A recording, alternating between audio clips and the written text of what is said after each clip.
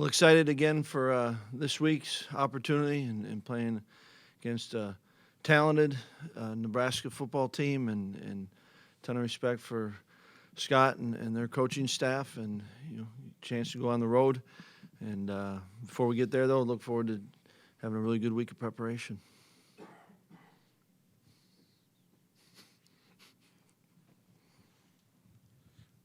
Last week you were talking about how much Nate Stanley meant to that offense for Iowa. Do you see the same similarities with Martinez? I mean, different players, right? But how valuable Martinez is. Absolutely. And you watch him and you see he can do so many things. And no play is ever done until it's done, right? And I think they got a lot of.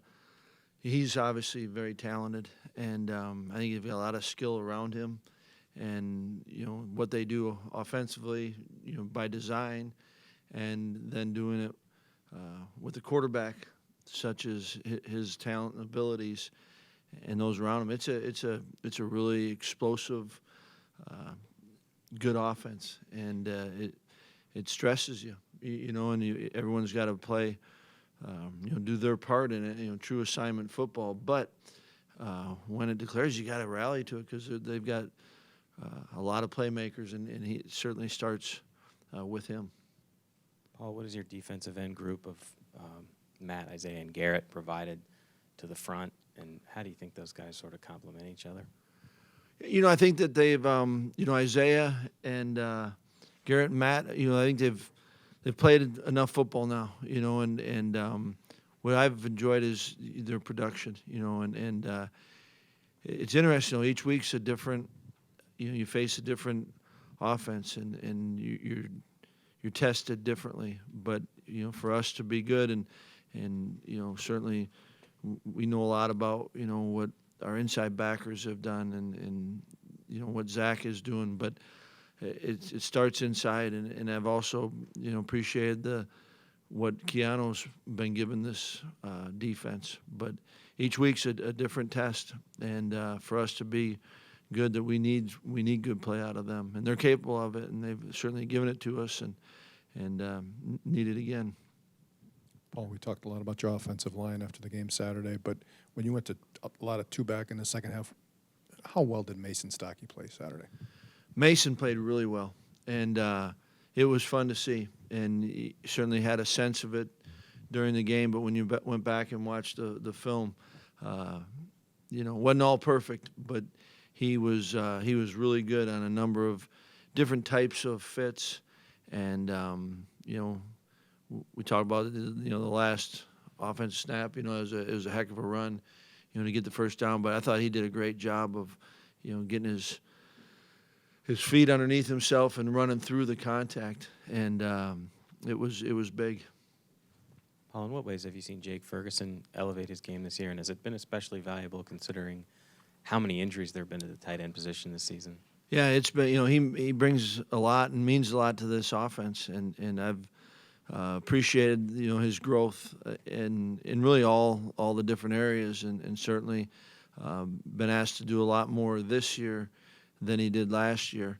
And, he's competitive and he attacks it, and he's been big for us.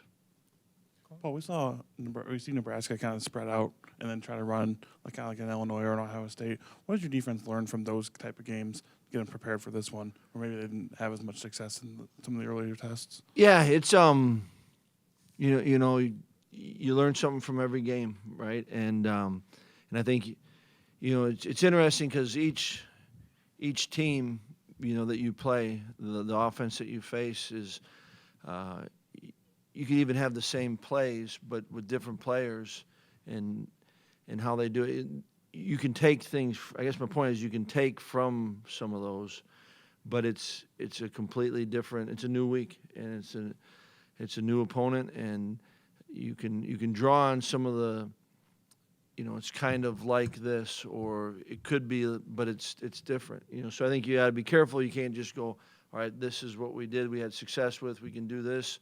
Or we didn't fix that, we're going to be in good shape. It's not. I don't think it's that simple. But there's absolutely takeaways that you can take, but it's Again, I think it starts with their quarterback, but they've got and we've played team. I'm not saying we haven't played teams with good quarterbacks and good skill around them, but I think it's just a little bit different week that way. Paul, do you think that your kickoff return unit, Cruikshank and the guys in front of him, are better at this point now than they were at the beginning of the year? I do.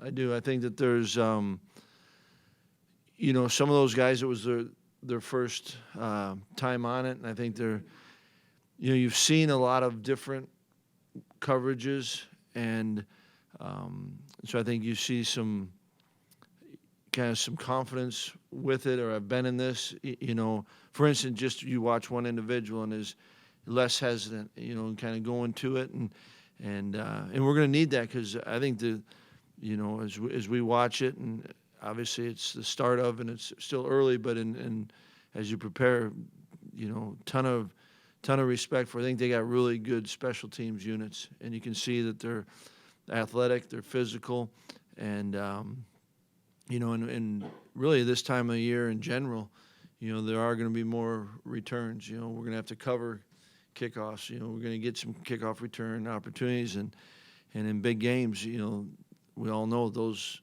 one play here or there can make a difference and can help you tremendously. And so we need them to continue to be growing. But I do think they're taking those strides. But I think it's going to be it'll be a test this week too. Paul Anthony Lottie had some up and down moments last year in his junior season. How would you assess what he's given you this season as a senior? Yeah, I think he's been more consistent. Like every player, there's going to be some that he'll want back. I think a couple from really last week probably. But I think that how he's handled it, and you can see the maturity. And I think going through all those, not just last year, but, as you get further along in your career, you learn from the things you do well and the things that you don't, and how to respond to it. And so I do believe that he has been better this year, big picture. Well, how does Nebraska's tempo challenge a defense? It seems when they have, get an early first down, they like to go up faster and kind of test you that way. Well, I think it's everything starts with communication. So that the less time you have to communicate, to recognize, what it is, formationally that you're seeing. Getting the call, all that, it just gets squeezed down, right? And momentum is a real part, I think, of football. And like you said, when they have success, how do they want to keep it rolling? And I think that you have to, it gives you less time to kind of process what just happened and turn the page, and sometimes that's easier said than done, right? And so I think that's one of the things that's a challenge. Now you face it a lot. It's not. Heck, 10 years ago was everyone was stressed out a little bit more about it. But I think it's real. You've got to handle it, and you've got to deal with it. George, come back. Paul, with another Big Ten West game coming up, another trophy game, is there a sense of pressure on the team at all with every game so crucial in the standings in the conference? No, because every game's crucial. Every game's important, and this is our next one, and this is the only game that matters. But I believe that the season's no different than a game. And if it's a game, you get 12.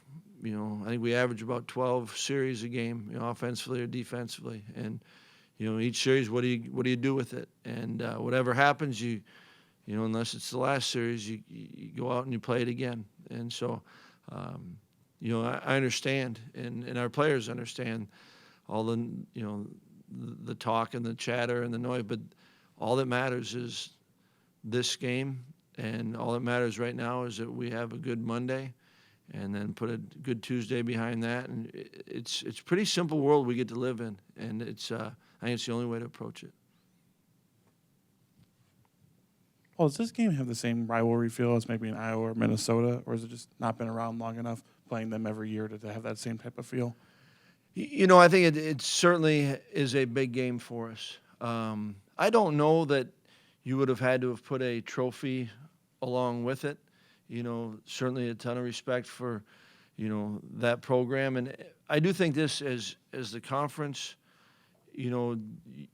once it's split up, you don't play every team every year, and so therefore the teams that you do play every year, for us the Big Ten West opponents, I think there naturally is.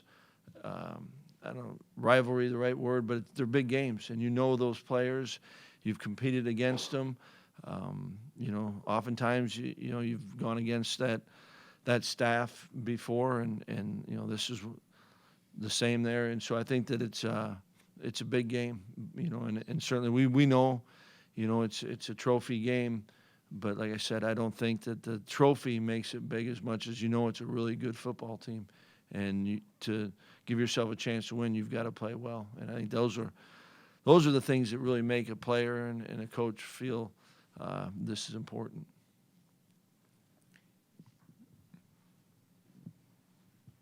Paul, after the game, Jack had mentioned on that interception that he thought that with the disguise it was a cover 0 that went into a cover 2. How have you seen him from last year to this year improve upon reading defenses and figuring out those disguises? Yeah, no, I think he's done a heck of a job, and none of us arrive, right? And there's always some different things, but I think he's done a good job of, and I think it's easier said than done, but he sees the game pretty well and understands what defenses are doing, and I think that is growth, and I think that takes time, and each week you're going to see something maybe a little bit different than what was or wasn't on film, and he's been pretty good about processing that and taking the information and growing from it.